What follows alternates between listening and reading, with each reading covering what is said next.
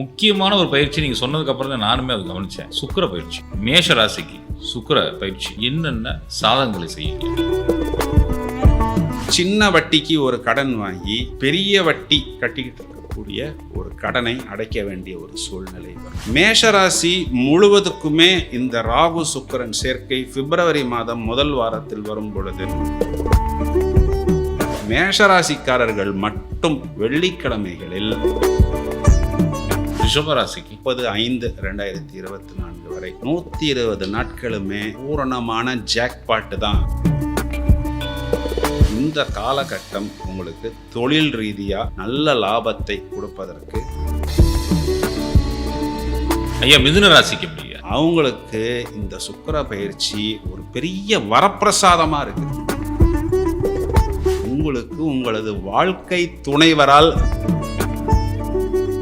Sir கடகராசி பூரணமான பாக்கியங்களை கடகராசிக்காரர்கள் இனி பெறக்கூடிய காலகட்டம்.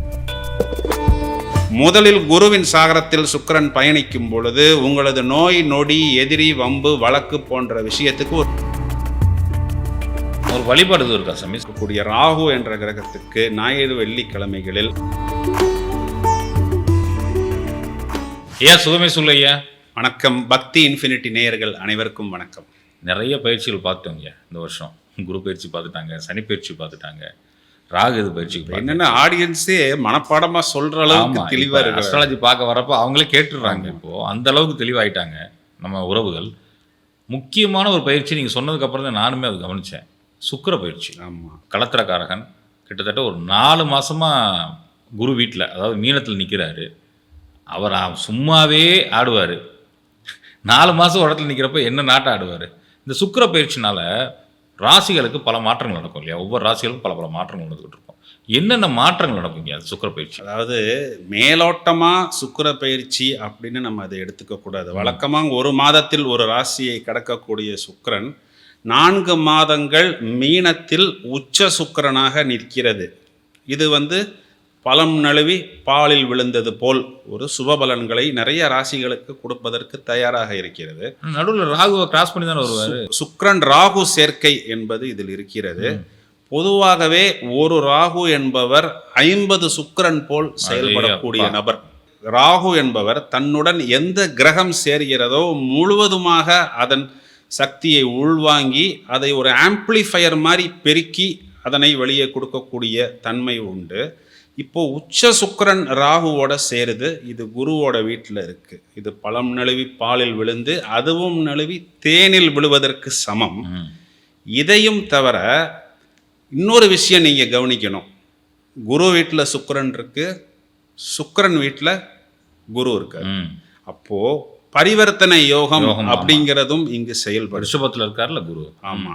இப்போ உச்ச சுக்கிரன் ராகு சுக்கிரன் சேர்க்கை, சுக்கிரன் குரு பரிவர்த்தனை 4 மாதங்களுக்கு சுக்கிரன் உச்சமடைய போகிறார். பொதுவாகவே ஒரு உல்லாசத்தையும் லக்ஷரியஸ் லைஃப் அப்படின்னு சொல்கிறோம் இல்லையா, அந்த ஆடம்பரத்தையும் கொடுக்கக்கூடிய சுக்கிரன் களத்திரக்காரகன்.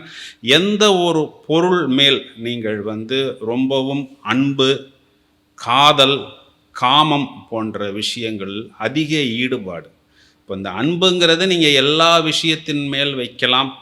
இப்போ அது ஒரு பிராணியாக இருக்கலாம், ஒரு லக்ஸுரி காராக இருக்கலாம், ஒரு பெரிய பங்களா, லக்ஸுரியஸ் லைஃபு, 5 ஸ்டார் ஹோட்டலில் தங்குறது, வாசனை திரவியங்கள் பூசிக்கொள்வது, எப்பொழுதும் ஒரு இளமை மாறாத ஒரு தோற்றத்தில் இருப்பது, பார்க்கும்போதே பளிச்சென்ற ஒரு தோற்றத்தை வெளிப்படுத்துவது, இது எல்லாத்துக்குமே காரகத்துவம் சுக்கிரன் தான். 50 வயது இருக்கக்கூடிய நபர் தோற்றத்தில் பார்த்தால் ஒரு 30 வயசு 32 வயசு இது மாதிரி ஒரு இளமை மாறாத தோற்றத்தை கொடுக்கக்கூடியது சுக்கிரன் தான். எல்லாரையும் விரும்புவது. இதில் இப்போ நீங்கள் உங்கள் பெற்றோர்களை விரும்பலாம், உங்கள் குழந்தைகளை விரும்பலாம், உங்கள் தம்பி தங்கைகளை விரும்பலாம். ஆனால் எதிர்ப்பாளினரை நீங்கள் விரும்பும் பொழுது அதுக்குன்னு சில கண்டிஷன்ஸ் இருக்குது. இப்போ நீங்கள் திருமணமான ஒரு நபர் நீங்கள் இன்னொரு எதிர்ப்பாளினரை விரும்பும் பொழுதோ அல்லது எதிர்ப்பாளினரால் நீங்கள் விருப்பப்படும் பொழுதோ, அவங்க உங்களை மேலே ஒரு அட்ராக்ஷன், ஒரு அட்டாச்மெண்ட் வரும் பொழுதோ சில சிக்கல்களையும் வரும். இதை மேலோட்டமா சரி இது வந்துட்டு போகுது அப்படின்னு நம்ம எடுத்துக்க முடியாது. இதன் காரணம் பக்கத்தில் நிற்பவர் ராகு என்ற ஒரு கிரகம். ம். இவர் எப்படின்னா தூண்டி விடக்கூடியவர். எந்த ஒரு விஷயத்தையும் தூண்டி விட்டுட்டு ஓரமாக நின்று வேடிக்கை பார்க்கக்கூடியவர். ம். மிகப்பெரிய பரிசுகளும் உங்களுக்கு விழுகும், வெளியே சொல்லி கொள்ள முடியாத சில அவமானங்களும் விழுகும்.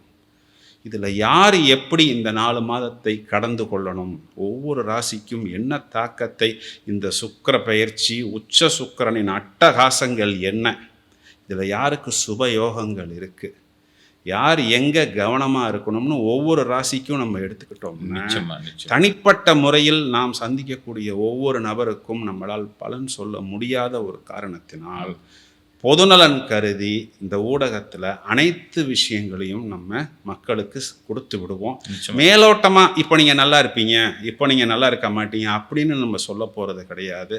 காரகத்துவ பாவகத்துவ அடிப்படையில் இப்போ மீனராசியில் பூரட்டாதி 1 நட்சத்திரம், உத்திரட்டாதி 4 நட்சத்திரம், ரேவதி 4 நட்சத்திரம், ஒவ்வொரு நட்சத்திரத்திலையும் இந்த உச்ச சுக்கிரன் என்னென்ன அட்டகாசம் செய்ய போகிறது அப்படிங்கிறத நீங்கள் தெளிவாக தெரிஞ்சுக்கிட்டீங்கன்னா எளிதாக இந்த 4 மாதத்தில் ஒரு நல்ல ரிசல்ட், நெக்ஸ்ட் லெவல்னு சொல்கிறோம் இல்லையா, அடுத்த கட்டத்துக்கு நீங்களே உங்களை தயார்படுத்தி கொள்ளலாம். நிச்சயமா, நிச்சயமா. நம்ம உறவுகள் சொல்லுங்கய்யா. மேஷ ராசிக்கு சுக்கிர பயிற்சி என்னென்ன சாதகங்களை செய்யுங்க? மேஷராசியை பொறுத்தவரை சுக்கிரன் என்பவர் 2 7ஆம் வீட்டுக்கு அதிபதி. ஆமாம். 2ங்கிறது உங்களுக்கு தனம், குடும்பம், வாக்கு. 7ங்கிறது களத்திரம். 2ஆம் அதிபதி 12ஆம் வீட்டில், 12ஆம் அதிபதி 2ஆம் வீட்டில். அப்போது இது 2 12 பரிவர்த்தனையாக நீங்கள் எடுத்துக்கொள்ளணும். இந்த 2 12 பரிவர்த்தனை என்பது உங்களுக்கு ஒரு விதத்தில் செலவு என்று எடுத்துக்கொண்டாலும் அதற்கு மேல் வருமானம் வரக்கூடிய அமைப்பு என்பது உங்களுக்கு கண்டிப்பாக உண்டு. அப்போது அந்த செலவுகளை நீங்கள் ஆக்கப்பூர்வமான செலவுகளாக நீங்கள் எடுத்துக்கொள்ளணும். 7ஆம் அதிபதி 12ங்கிறதுனால உங்களுடைய வாழ்க்கை துணைவர் பணி நிமித்தமாக வெளிநாடுகளுக்கு செல்ல வேண்டிய ஒரு அமைப்பு என்பது உங்களுக்கு ஏற்படும். உங்களுடைய வாழ்க்கை துணைவருக்கு சுப செலவுகள் செய்ய வேண்டிய ஒரு அமைப்பு என்பது ஏற்படும். மேஷராசி முழுவதுக்குமே இந்த ராகு சுக்கிரன் சேர்க்கை பிப்ரவரி மாதம் முதல் வாரத்தில் வரும் பொழுது ராகு எதிர்மறையாக செல்வதனால் இப்போ அஸ்வினி, பரணி, கிருத்திகை இந்த 3 நட்சத்திரமுமே மேஷத்தில் வருது. இப்போ ராகு எதிர் திசையில் வர்றதுனால அஸ்வினி 1ஆம் பாதம் 2ஆம் பாதத்துக்கு மட்டும்தான் அது இந்த 30 டிகிரி வட்டத்துக்குள்ளே வரும். இப்போ ராசி சக்கரம் பார்க்குற மாதிரி நம்ம பாவ சக்கரத்தையும் பார்க்கணும். பாவ சக்கரத்தில் பார்க்கும் பொழுது இந்த ராகு சுக்கிரன் சேர்க்கை என்பது மேஷத்துக்கு 11ஆம் வீட்டில் தான் வந்து நிற்கும். அந்த பிப்ரவரி மாதத்தில் அது அனுகூலமான பலன்களை கொடுக்கும். மேஷராசிக்கு முதல்ல இந்த சுக்கிரன் என்பவர் உத்திரட்டாதி நட்சத்திரத்துக்கு முன்னாடி பூரட்டாதியில் நிற்பார். அப்போ அங்கே 9ஆம் வீட்டுக்கு அதிபதியாக வரக்கூடிய குருவின் சாரத்தில் சுக்கிரன் நிற்கும் பொழுது இவர்களது தந்தைமார்களுக்கு ஒரு அனுகூலமான பலன் நடக்கும். பூர்வீகம் சம்பந்தப்பட்ட கோயில்களை புதுப்பிப்பது, அதுக்கு சுப செலவுகள் பண்ணுவது, இந்த மாதிரியான அனுகூலமான பலன்களை இந்த சுக்கிரன் என்பவர் ஏற்படுத்துவார். இதையும் தவிர ஒரு சில ஃபேமிலிஸில் ரொம்ப இந்த ஹை லெவலில் இருக்கக்கூடிய ஃபேமிலிஸ்லலாம் என்ன ஆகும், இந்த தந்தை வந்து ஒரு 45 50 வயது அந்த மாதிரி ஒரு மிடில் ஏஜில் இருப்பார். அவங்க பசங்களுக்கு நம்ம அப்பாவுக்கு வேற யாரு கூடவாவது ஏதாவது தொடர்பு இருக்கா அப்படின்னு டவுட் வரும். இந்த மாதிரிலாம் நிறையா கிளைண்ட் என்னை சந்திச்சிருக்கிறாங்க.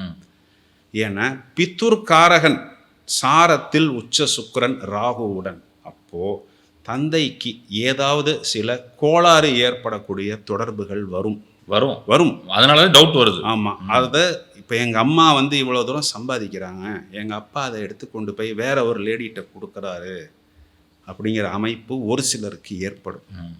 இதில் கவனமாக இருக்கணும். தொழில் சம்பந்தப்பட்ட விஷயம் உத்திரட்டாதி நட்சத்திரத்தில் சஞ்சாரம் செய்யும் பொழுது மேஷராசிக்கு சனி என்பவர் 10 11ஆம் வீட்டுக்கு அதிபதி என்பதனால் தொழில் சம்பந்தப்பட்ட விஷயங்களில் இவர்களுக்கு ஒரு அனுகூலமான செலவுகள் உண்டு.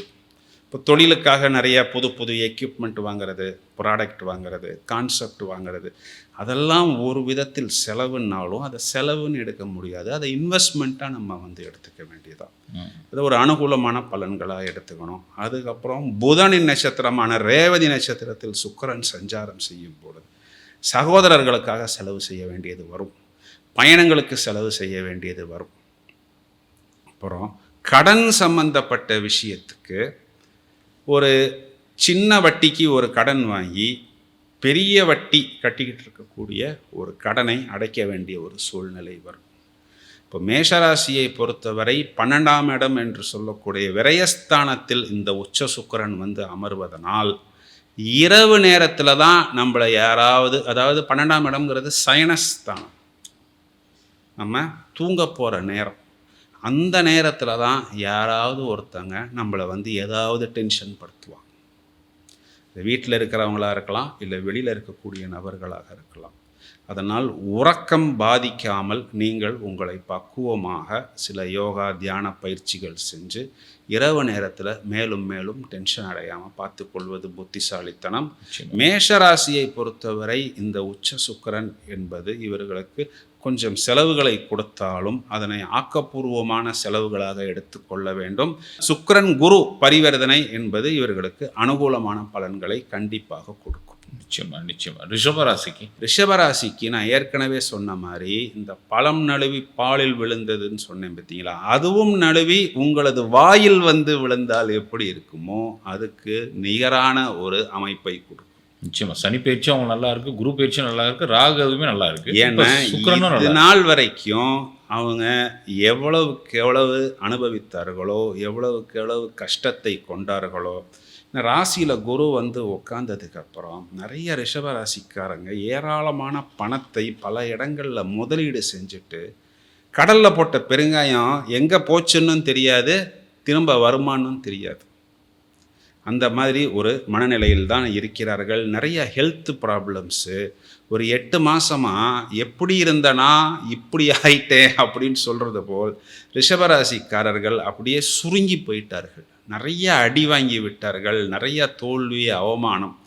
அது எல்லாத்துக்குமே அவங்களுக்கு இந்த உச்ச சுக்கிரன் முதல் தரமான ராஜயோகத்தை கொடுப்பதற்கு தயாராக இருக்குது. ஏன் அப்படின்னா, முதலில் குருவின் நட்சத்திரத்தில் சுக்கிரன் வந்து பயணிக்கும் பொழுது லாபஸ்தானாதிபதியின் நட்சத்திரத்தில் லக்னாதிபதியின் உச்ச பயணம், பிறகு ரிஷபத்திற்கு பாக்யாதிபதி மற்றும் தசம கேந்திரத்தின் அதிபதியான சனி என்ற நட்சத்திரத்தின் சாரமான உத்திரட்டாதியில் சுக்கிரனின் பயணம். அப்போது இவர்களுக்கு தொழில் சம்மந்தப்பட்ட விஷயங்களில் குறிப்பாக இந்த மீடியா சம்மந்தப்பட்ட லைனு, ஆக்டிங் சம்மந்தப்பட்ட லைனு, இன்டீரியர் டெக்கரேஷன், இயல், இசை, நாடகம், இன்டீரியர், இந்த ஆயுர்வேதிக்கு, இந்த மாதிரியான விஷயங்கள்லாம் இருக்கிறாங்க பார்த்தீங்களா, ஒரு நிகரற்ற லாபத்தை அடையக்கூடிய அமைப்பு. ஒரு வீடியோ போட்டேன், இவ்வளவு வியூஸ் போச்சு, ஒரு பாடல் பாடினேன், 2 வருஷத்துக்கு நான் ஃபுல்லாக இருக்கிறேன். இந்த மாதிரி இவ்வளவு திறமைகளையும் அவர்கள் வெளியே கொண்டு வந்து அதற்குண்டான அங்கீகாரம் பெறக்கூடிய ஒரு அமைப்பு. திருமணத்துக்காக காத்திருக்கக்கூடிய நபர்களுக்கு சுபகாரியங்கள் ஏற்படும். இதுக்கப்புறம் ரிஷபராசிக்கு இந்த சுக்கிரன் என்பவர் புதனின் நட்சத்திரத்தில் சஞ்சாரம் செய்யும் பொழுது, புதன் என்பவர் இவர்களுக்கு 2ஆம் வீட்டுக்கும் 5ஆம் வீட்டுக்கும் அதிபதியாக வருவதனால் உங்களது குழந்தைங்க சம்பந்தப்பட்ட விஷயத்திலும் உங்களது தனம், குடும்பம், வாக்குஸ்தானத்திலும் சுபபலன்கள் கிடைக்கும். அதாவது நீங்கள் கொடுத்த வாக்கை காப்பாற்றுவீர்கள். அப்படின்னா என்ன அர்த்தம்னா, இதனால் வரைக்கும் ரிஷபராசிக்காரர்கள் கொடுத்த வாக்கை காப்பாற்ற முடியவில்லை.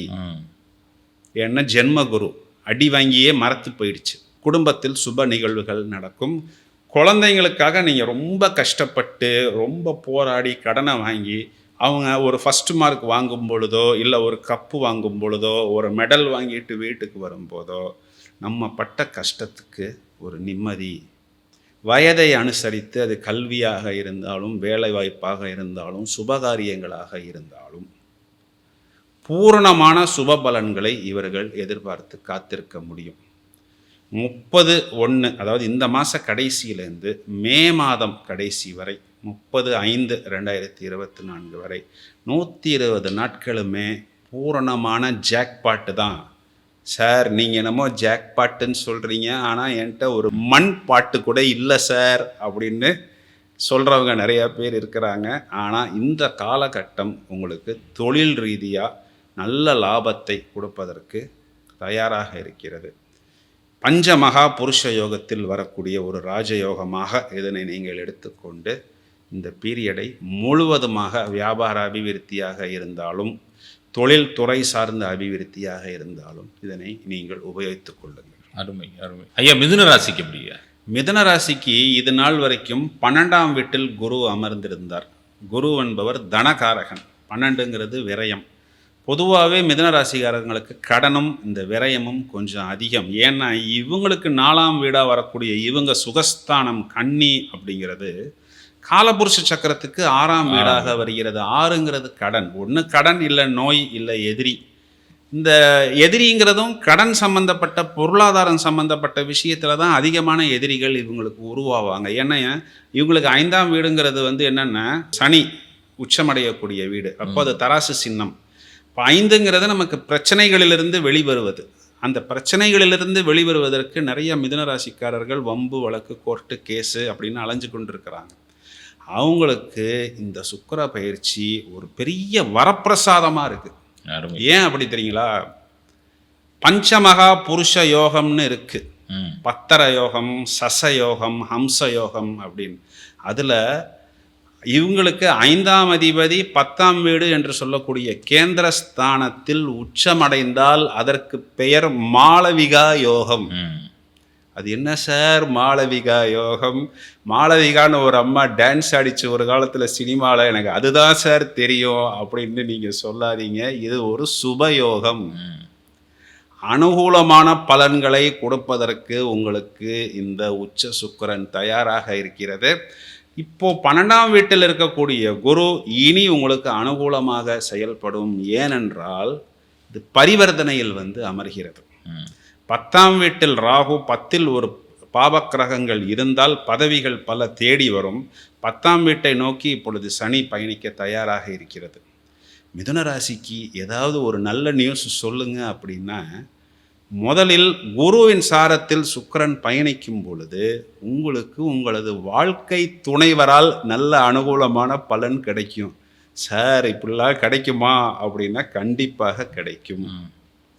அதற்கு பிறகு உத்திரட்டாதி நட்சத்திரத்தில் சுக்கிரன் பயணிக்கும் பொழுது உங்களது பித்ருஸ்தான், கடின உழைப்பு, உங்கள் தந்தை வகையரா, உங்களது பூர்வீகம், பழைய அப்பாவின் சொத்துக்கள், அப்பாவுக்கு வர வேண்டிய பாக்கி, இதன் மூலம் உங்களுக்கு அனுகூலமான பலன்கள் கிடைக்கும். நிச்சயமாக.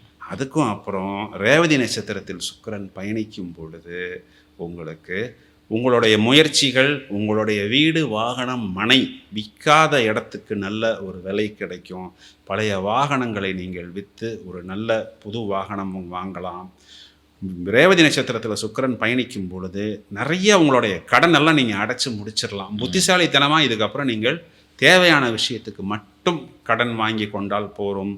இதனால் வரை நிறைய தப்பு கணக்கில் தடுமாறி கொண்டிருந்த இந்த மிதுனராசிக்காரர்களுக்கு முதல் தரமான ராஜயோகத்தை சுக்கிரன் கொடுப்பார்.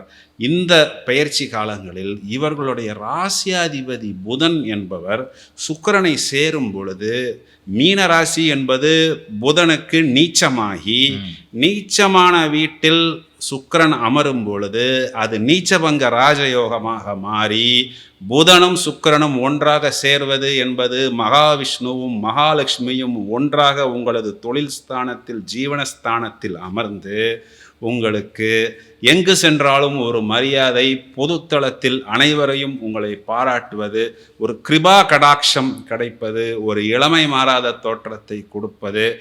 அவரை பார்த்தாலே நல்ல அஷ்ட ஐஸ்வர்யம் நிறைந்த ஒரு நபராக இருக்கிறார், ஒரு ராசியான நபராக இருக்கிறார் அப்படின்னு சொல்றாங்க இல்லையா? அவருக்கு பாருப்பா சுக்கிரன் கொடுத்து கொண்டே இருக்கிறாருன்னு சொல்றாங்க இல்லைங்களா? பூரணமாக மிதுன ராசிக்கு அது பொருந்தும். Double promotion. டபுள் இல்லை, அதுக்கு மேலே. இது நாள் வரை மிரண்டு போயிருந்த மிதுன ராசிக்காரர்களை இனி மற்றவர்களை மிரள வைக்கக்கூடிய ஒரு காலகட்டமாக இருக்கிறது. பூரணமாக இதனை உபயோகித்துக் கொள்ளுங்கள். இந்த மேஷம், ரிஷபம், மிதுனம் இந்த காணொளியில் மேஷராசிக்காரர்கள் மட்டும் வெள்ளிக்கிழமைகளில் என்ன பண்ணலாம் அப்படின்னா, முடிந்தால் ஒரு சுமங்கலி பூஜை தம்பதியராக சேர்ந்து பண்ணலாம். வீட்டில் பண்ணலாம்.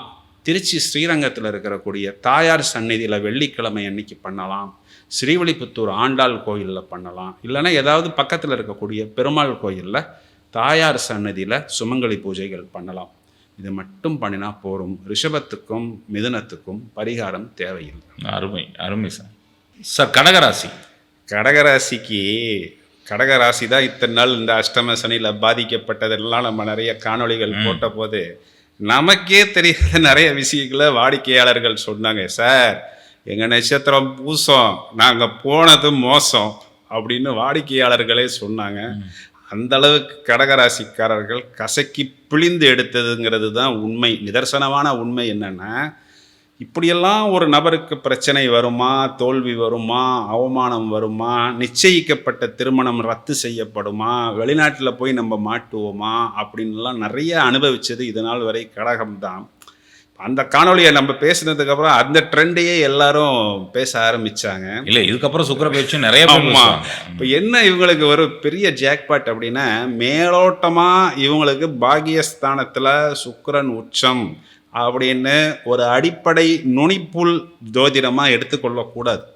ஏன்னா உங்களுடைய நேயர்கள் அனைவருமே கிட்டத்தட்ட ஒரு 60-70% அஸ்ட்ராலஜர்ஸாகவே மாற்றிட்டோம். ஆமாம், அவங்கள இன்னும் இப்போ 100% அஸ்ட்ராலஜராக மாற்றணும் அப்படின்னா நம்ம என்ன பண்ணணும், விஷயத்தை எடுக்கணும். இப்போ கடகத்துக்கு இது எப்படி வருது? 11-9 பரிவர்த்தனை. அது மட்டும் இல்லை, லாபஸ்தானாதிபதி சுகஸ்தானாதிபதி பாக்யஸ்தானத்தில் உச்சம். கேட்பதற்கே எந்த அளவுக்கு நன்றாக இருக்குது. பூரணமான பாக்கியங்களை கடகராசிக்காரர்கள் இனி பெறக்கூடிய காலகட்டம். லாபஸ்தானாதிபதி உச்சம் சாமி, சுகஸ்தானாதிபதி உச்சம். நீங்கள் எதெல்லாம் உங்களுக்கு லாபம் என்று நினைக்கிறீர்களோ, எதெல்லாம் உங்களுக்கு கம்ஃபர்ட், லக்ஸரி, சுகம் என்று நினைக்கிறீர்களோ, உங்களது தாயார் வர்க்கமாக இருந்தாலும், நீங்கள் நினைத்த காரியங்கள் எதுவாக இருந்தாலும் பூரணமான சுபபலன்களை கண்டிப்பாக பெறுவீர்கள். சுக்கிரன் என்பவர் ராகுவுடன் சேருவதனால் சில நேரங்களில் மற்றவர்களை பாதிக்காத குறுக்கு வழிகளையும் கூட நீங்கள் தேர்ந்தெடுப்பீர்கள். நான் சொன்ன வார்த்தையோட அர்த்தத்தை நீங்கள் கவனிச்சுக்கணும். மற்றவர்களை பாதிக்காத குறுக்கு வழி, அதில் கூட நீங்கள் சென்று உங்களது பாக்கியங்களை அடைவீர்கள். உங்களது பாக்கியம்னா என்ன? ஒரு லக்ஸரி காராக இருக்கலாம், லக்ஸரி வீடாக இருக்கலாம், ஆஃபீஸாக இருக்கலாம். அனைத்து விஷயத்திலும் ஒரு அப்லிஃப்ட்மெண்ட். முதலில் குருவின் சாகரத்தில் சுக்கிரன் பயணிக்கும் பொழுது உங்களது நோய் நொடி, எதிரி, வம்பு, வழக்கு போன்ற விஷயத்துக்கு ஒரு ஃபுல் ஸ்டாப் கிடைக்கும். கடனை அடைப்பீர்கள், எதிரியிடம் இருந்து விலகுவீர்கள், வம்பு வழக்கிலிருந்து வெளிப்படுவீர்கள்.